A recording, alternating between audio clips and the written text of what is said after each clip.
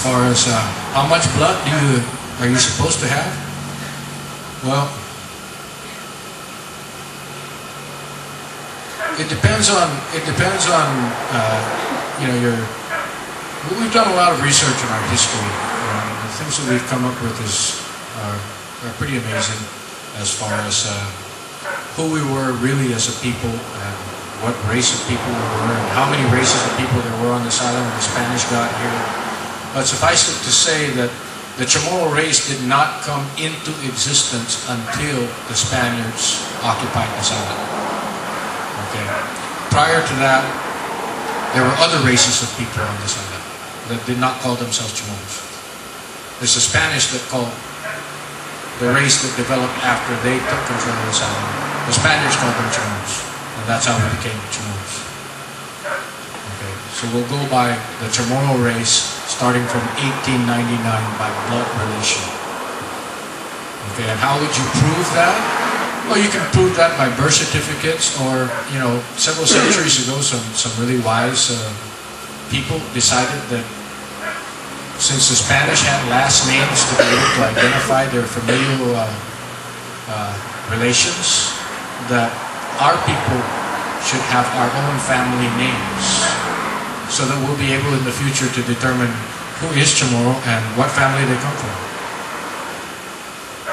Okay, just like, for example, I come from Familian Godzud and Familian Putput, Familian Kokra, and Familian Titan. And that's my family lines. Okay. I go before the elders and I can tell them where my family comes from, okay, what family lines run in my blood, then they'll be able to determine whether or not I'm Chamorro without a birth certificate. Because I can also sit down and tell them who my grandparents were and who their parents were and so forth, which is pretty common in our families if the kids want to sit down and pay attention. It's pretty easy for us to determine who we are, even if it's not so easy for other people.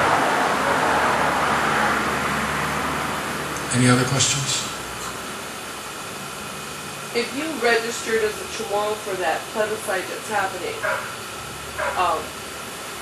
and it's based differently, you're still eligible to be a part of the Chamorro tribe. It's a different registry. That depends on whether or not you're Chamorro. If you're a full Filipino blood, and you were here in 1950 and garnered your citizenship through passage of the Organic Act, which is the definition that they're using under that Chamorro registry right now, then no, you would not be eligible to be a Chamorro tribal member, because Chamorro is a race, and that is founded by blood relation, not by where you happen to be at a certain period of time, or what citizenship you happen to garner by being somewhere at a certain period of time. Okay. Chamorro is something that runs in your blood. So some of them would be eligible, some of them wouldn't. Any other questions? Would you be subject to eligibility if you married a Chamorro? If you married a Chamorro, then your spouse would be a tribal member. Okay? And your spouse would be eligible for all of the benefits that the rest of the tribal members would be eligible for, as would any children that you have. But being a race is a matter of blood and blood relation. Okay, could you exercise the same benefits as that Chamorro that you're married to? Yeah. Yes, you could, while you're married. Could your children, if you have children? Yes, they would automatically become registered tribal members. But remember, race is a matter of blood relation. It's not a matter of marriage, or a matter of law, or a matter of time. It's a matter of blood relation. So would we be literally creating our own vital statistics kind of